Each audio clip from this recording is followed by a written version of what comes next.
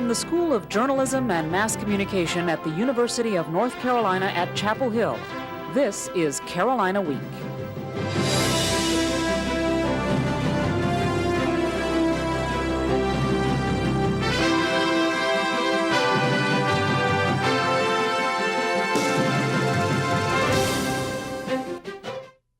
Good evening. You're watching a special edition of Carolina Week. I'm Lydia Garlikov. And I'm Joe Mott. Tonight, a look back at some of the top stories from the academic year and a look at what graduating seniors have to look forward to after 4 years at Carolina. Most of us check out email multiple times a day, but before you log on, you might want to look out. Reporter Courtney Robinson has more. I don't think Monday was a big night out on the town. I definitely don't remember sending this. No, this isn't for me. That's right. They didn't send these emails. I did, and anyone can. Carolina Week found an option turned on in webmail, allowing anyone from any account to send an email addressed from you. Well, I know that people can send spam through your email account. But this isn't spam. It's forgery, and it's easy to do. By opening up webmail, clicking compose, deleting your name and replacing another's in the from line, then clicking send. I couldn't possibly go through.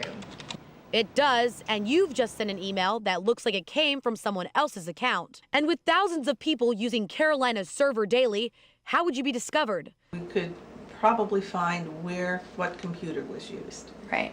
And if you had not had to log in, we would not necessarily know who the individual was. ITS says more than 70 email clients are used on the system, with about 500,000 messages sent daily. But forgery isn't something technicians see often. And about once a year we'll have an incident like that, so it's not a very frequent incident. Although it might not be that common, it could still happen. We are so dependent on email at this university, and we trust that they're real. And I think that that's really the problem, not a legal problem, but just how does the university work and how do we interact with our students? The punishment for sending an email on someone else's account depends on a number of things, including how upset the person gets. But according to one computer expert, the bottom line is they probably couldn't find you in the first place. That's interesting, Joe. You know, there's another costly inconvenience that you might not know about. You probably never thought much about the cost of copying on campus. An old-fashioned black and white, 8.5 by 11 copy. It's just a few pennies, right? Well, reporter Nora Warren tells us those pennies might up to a change on campus. Swipe, start, snatch. At Kinko's, pushing that little green button costs just 8 cents a copy. But at UNC, you'll pay almost twice that amount. This man had to put extra money on his one card just to afford his copies. I might as well just go to Kinko's. The Carolina Copy Service says its prices rise when the number of students using the service drops. Our volume has gone down about 25% a year. In August, the cost per copy went from 10 cents to 14 cents. Prompting librarians to consider dropping Carolina Copy. We've heard from others who've done this that it has been equally problematic. But if students can go to places like Kinko's, it's just a matter of competition, right? Not if you want something from here. Items from the reference desk at Davis Library can't be taken out of the building, so if you want to take something home, you'll have to pay whatever Carolina Copy charges. To Strauss, the cost of replacing a lost book simply outweighs the need to keep copy costs down. We have, for example, some business directories that retail for $1,500 or more. Carolina Copy says the high price isn't resulting in a profit. Doesn't do us any good to make the extra money because we are controlled by university budget guidelines. But librarians are still looking for other alternatives. I can't name a library that has a really great photocopying service, and if we knew of one, we would copy it slavishly. And copying what another library is doing could mean cheaper copies for you. In Chapel Hill, I'm Nora Warren, Carolina Week.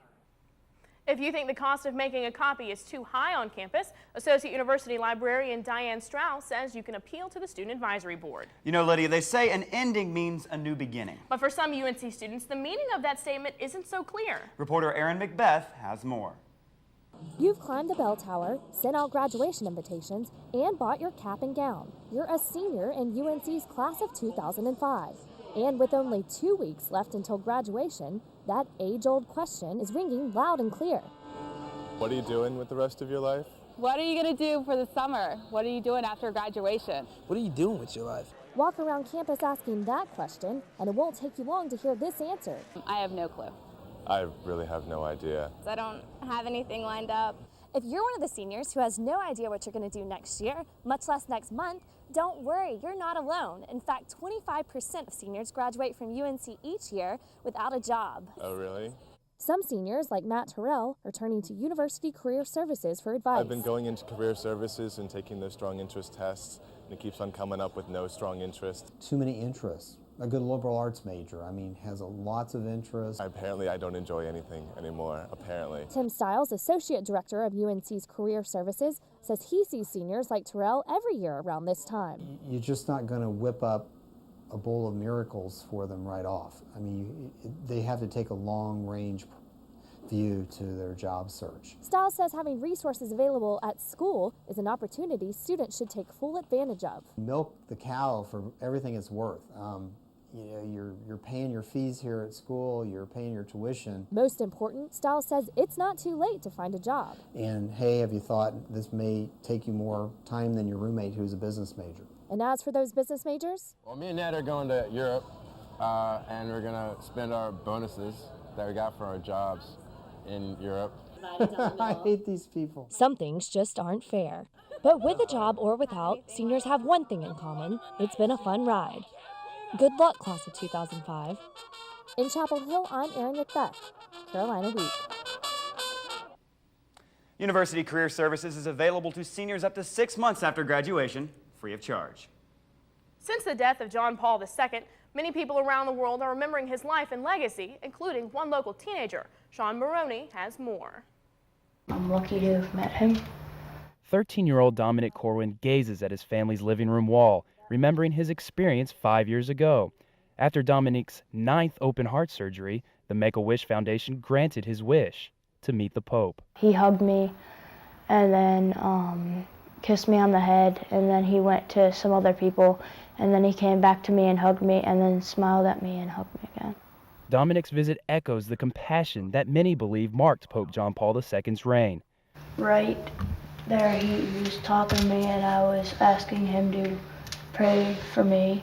The already ailing Pope said he would pray for Dominic and then begged the 8-year-old to pray for him as well. Dominic's mother says she will never forget that exchange. For me, it was an emotional moment. I cried. To stand in the background and watch the two of them talk, hug. No doubt in my mind that he would pray for Dominic, and the prayers would continue. Dominic caught a rare personal glimpse of the man who visited more than 120 countries and oversaw the spiritual lives of 1 billion Catholics. I was granted that wish. And he will always treasure it. According to the Corwin family, Dominic's heart is going strong, and he's looking forward to 8th grade this fall. The British are coming! The British are coming! Well, if you thought the Tories were a thing of the past, think again. Reporter Lily West found a group of them in Hillsborough in February. This isn't a sight you see in everyday Hillsborough, at least not in the 21st century. No, they're not real British or Loyalist soldiers, but you probably knew that. They're professional interpreters of history. The Alliance of Historic Hillsborough sponsored this reenactment during the weekend to help teach people about pre-revolutionary British occupation. Interpreter David Snyder portrays a captain in the 64th Regiment of Foot. It was an English regiment that was here in the colonies from 1768 to 1782, a very long period of service. And though they didn't actually make it up here to Hillsborough, they were in South Carolina for the rest of the war. When Snyder isn't in uniform, he's a research technician at Duke. He enjoys the transformation. So I put on the coats, and next thing you know, I'm walking like an English officer and carrying myself like one, speaking his way. The reenactment also illustrated a typical soldier's life in the late 18th century. Visitors got a glimpse of camp life, marching drills, and even witnessed some musket firings. When it was time to pack up, there was only one thing the soldiers had to say. Well, God save the king. In Hillsborough, I'm Lily West, Carolina Week.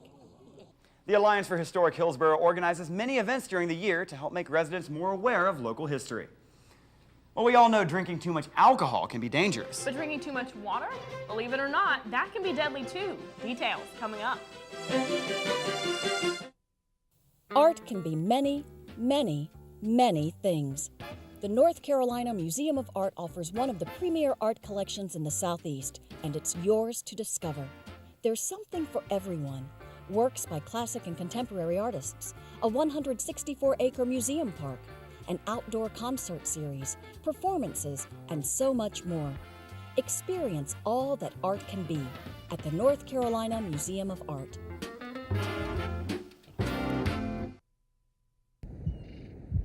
To change the world, you don't have to be rich, or famous, or play ball, or lead countries. All you have to do is tell your family you want to be an organ donor. Talk to your family about organ donation. Talk to your family about donating life.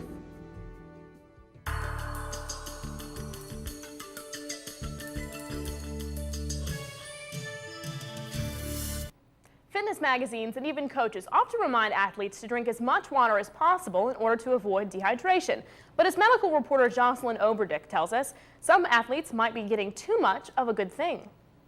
It may come as a surprise to most people, but drinking too much water can actually threaten an athlete's health. Marathon walker Carol Krukoff of Chapel Hill found out the hard way at the end of a 26-mile race in Jamaica nearly a year and a half ago. Right after I crossed the finish line, I collapsed. I got my finisher's medal. Then I collapsed. I had 3 seizures. She had suffered from a condition called hyponatremia, or water intoxication. This is how water intoxication works. Athletes lose salt in their sweat during extended periods of exercise. By replacing salt lost in the body only with large amounts of water, athletes actually dilute sodium to dangerously low levels. This can interfere with brain, heart, and muscle function. Water intoxication most often occurs in athletes who exercise for more than 3 hours at a time. Experts say to avoid this condition, athletes need to get rid of their fear of salt. We heard that, there's a tie or a connection between sodium and high blood pressure, so everybody cuts salt all the way out. For an endurance athlete, that's not good. We need sodium in our bodies. For Carol Krukoff, that advice came too late. The message is balance. It's really important to drink enough to avoid dehydration, but not so much that you get hyponatremic. You can test whether you're consuming too much water by weighing yourself before and after exercising. If you've gained weight after exercising, experts say you drank too much. In Chapel Hill, I'm Jocelyn Oberdick, Carolina Week. De Blasio says the key to preventing water intoxication is to eat salty foods like pretzels or saltine crackers and to avoid overloading on water. Cystic fibrosis is a serious lung disease that keeps thousands of Americans from participating in sports. But it isn't slowing down one local athlete who's on the road to becoming the next Ironman. Elizabeth Crumpler has this story. Like any other Ironman athlete, 34-year-old Scott Johnson spends hours each day training for the strenuous Ironman triathlon, which includes swimming 2.4 miles, a 112-mile bike ride, and a 26.2-mile run. However, Johnson isn't a typical Ironman athlete. Johnson suffers from cystic fibrosis, a genetic lung disease affecting more than 30,000 Americans. People with CF carry a defective gene that causes the body to produce abnormally thick mucus that clogs the lungs and leads to life-threatening lung infections. In 2001, Johnson was hospitalized at UNC hospitals with a serious case of bacterial pneumonia and would have died if it weren't for the emergency double lung transplant he received there. Since his lung transplant, Johnson has competed in 13 triathlons, and this March he'll attempt Ironman New Zealand, a race known for bringing out only the toughest of athletes. Johnson is believed to be the first ever lung transplant patient to attempt an Ironman triathlon. Johnson's transplant surgeon, Dr. Frank Detterbeck, isn't surprised by Johnson's accomplishments and says he believes they speak more about Johnson's character than his medical recovery. You can't get through a competition like this without a lot of effort and a lot of training and a lot of motivation. You need more than just good lungs, and I think it speaks very highly of him. Although Johnson's desire to compete in triathlons began as a determination to fulfill his own goals, he says he now does triathlons to serve as an inspiration to other CF patients worldwide.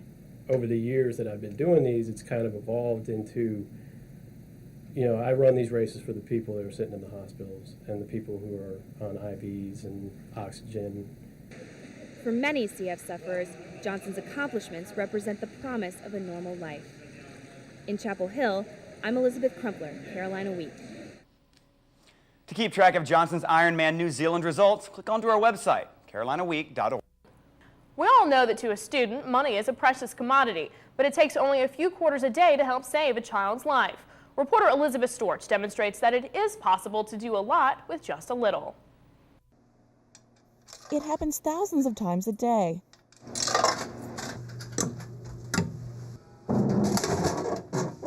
How hard would it be to skip that soda every once in a while? Every hour, 50 children in Africa are dying from measles. These students think it's not too tough at all, and they're trying to convince other students too. The campus-Y is spearheading a drive to raise both awareness and money to get the measles vaccine to the children who need it. Measles is not a health issue for us. The vaccine we received as children was developed in 1963. But in underdeveloped countries, 800,000 children died in 2003 alone. The students can do something about that.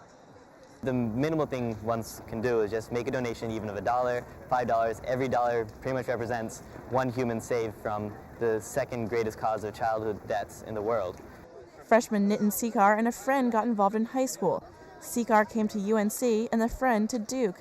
They brought their Measles Madness campaign to their colleges, where the fundraiser here became a friendly collaboration. There are 3 regions of the world. Dr. Samuel Katz brought his prestige to the fundraising effort of the 2 schools. He was one of the developers of the measles vaccine that has saved the lives of millions of children worldwide. We've made great strides in that it used to be that about 8 million children a year died of measles in those countries. It's reduced by 90%, but 800,000 is still too many for a disease that should be totally preventable. These 2 quarters could buy that life-saving vaccine for 1 child, and these 2 will pay to ship it to those who need it.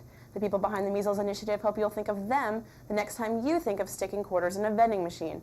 In Chapel Hill, I'm Elizabeth Storch, Carolina Week. Students can easily make donations directly to the campus-Y through the free campus mail system. Well, Ann Sexton has joined us with sports all year. And you've been with us through the football bowl game back last semester, also through our national championship victory just recently. It's been a wild ride. We got some great stuff to show you coming up. Coming up in sports, we've got the story of one men's basketball player who's living out his dream. And of course, we'll show you the full coverage of Carolina's dream season. Okay, guys, time for takeoff. 5, 4, 3, 2, 1. Blast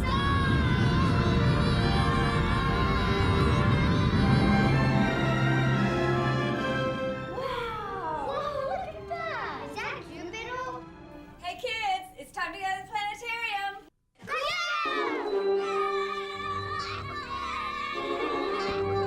Moorhead Planetarium, where dreams become reality. Un día en el bosque las ratas jugaban. Fósforos que no es muy bueno. Escucha Smokey antes de tratar. Solo tú. No juegues con fósforos, no juegues con fuego. Fuego. No hay nada para que mueve con agua asustado a un pobre ratón sin casa en que vivir.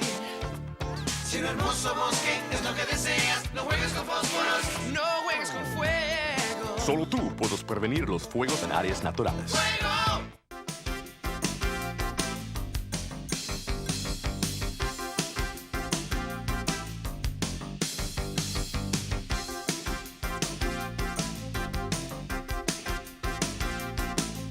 Welcome back to Carolina Week Sports. I'm Ann Sexton. And yes, I know I'm beautiful, but for once it's not about me. Everyone knows about the talented trio of Raymond Felton, Rashawn McCants, and Sean May. But there's another junior who'll be back in Tar Heel Blue who'll be very important to the success of next year's team. Sports reporter Wes Wilson has his story. What is Carolina basketball? Some say it's tradition and passion. Michael Jordan and Dean Smith. But I say it's players like David Noel, a local kid from Durham who gave up scholarship offers from other schools to walk on here and live out his dream of playing Carolina basketball. Words can't even describe it. There were so many emotions going through me when I made that decision that, like, all the emotions were Carolina blue. Former head coach Matt Doherty promised Noel a scholarship for his sophomore season, but in March of 2003, Doherty resigned as head coach. Athletics director Dick Bedore gathered the team here at the Smith Center. At the press conference, point guard Raymond Felton stood up and asked, is David still going to get a scholarship? He did. That meant a lot, man, just to know that my teammates were behind me, just to know that my teammates still wanted me here. I go to the end for these guys. We do everything together, you know, just like in the movie Bad Boys, you know, ride together, we die together, bad boys for life. You know, he's like my brother, you know, we're real close. His fellow players are the only ones who love the high-flying forward.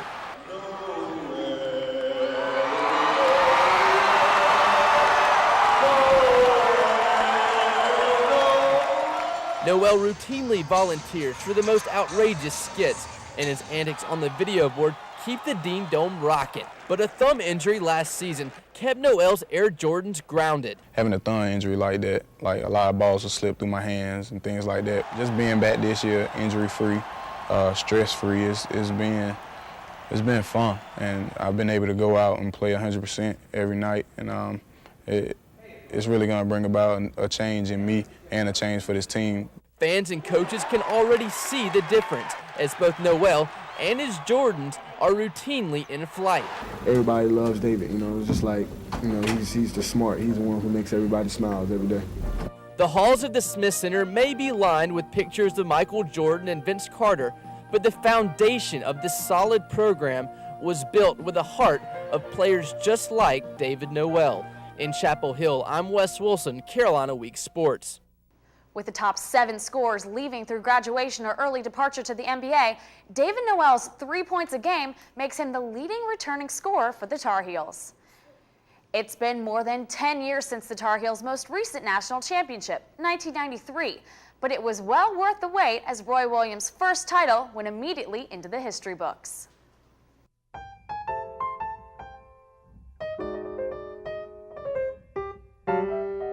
I remember the days of just keeping time, of hanging around in sleepy towns forever. Back roads empty for miles. Well, you can't have a dream and cut it to fit, but when I saw you, I knew we'd go together like a wink and a smile. Leave your old jalopy by the railroad track. We'll get a hip double dip tip-toppy two-seat Pontiac, so you can rev her up. Don't go slow, it's only green lights and all rights. Let's go together with a wink and a smile.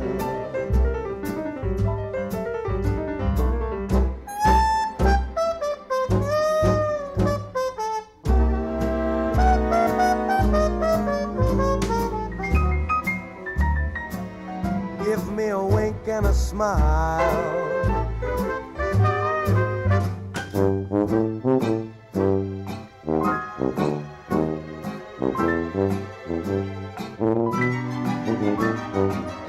We go together like a wink and a smile.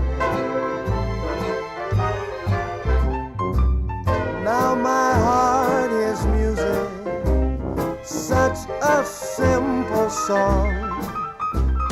Sing it again, the notes never end.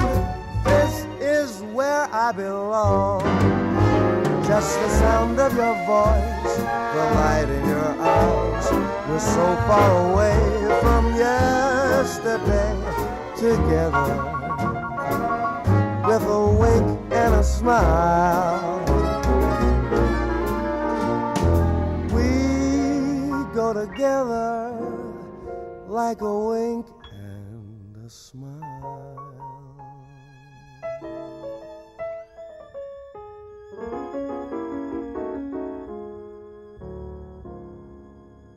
It might be a rebuilding year for Tar Heel basketball next year, but with Roy Williams at the helm, good things are sure to happen. I definitely agree with that statement. Roy seems like he can do anything, all the way to a national championship. That's right. Coming from 8-20, that's quite a leap. He's led us so far, and even though we lost a bunch of players, I think we have nothing to worry about. Well, right. Thank you very much, Ann. Thanks. Well, sink or swim, seniors are diving in. It's the last lap on the way to graduation. But did these seniors go out with a splash or a flop? Find out when we return.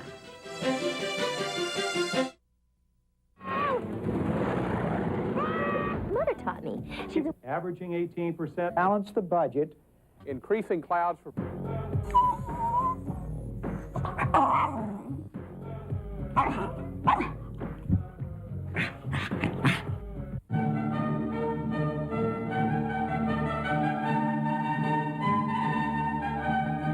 UNC TV. Your remote stops here. With spring comes blooming flowers, green grass, and of course, bunnies. And the season had some local kindergartners hopping into the world of business. Weren't the only thing on sale at McDougal Elementary School on Tuesday morning. It was the 10th annual Bunnyville, where elementary school students set up a mock town to sell goods to visitors. Well, sell might be a stretch.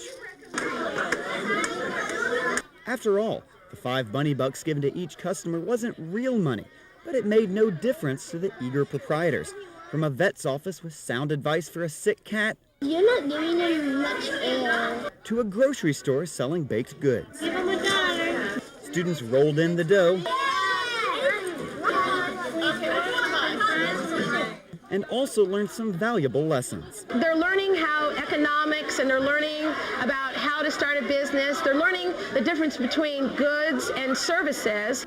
$31 is how much some stores made through a complicated system of salesmanship. We kind of like convinced them, kind of like asked them, how may I take your order, or like, what would you like, or anything. And at the end of a hard day at their first job, the young entrepreneurs had a taste of a life they're fast approaching. Carolina students don't have to hop through Bunnyville before they graduate, but there is one serious requirement they do need to knock out on the way. Before seniors dive into the real world, they have to dive into the deep end and pass a swim test. I put on my flip-flops and hit the pool for the last swim test date of the semester.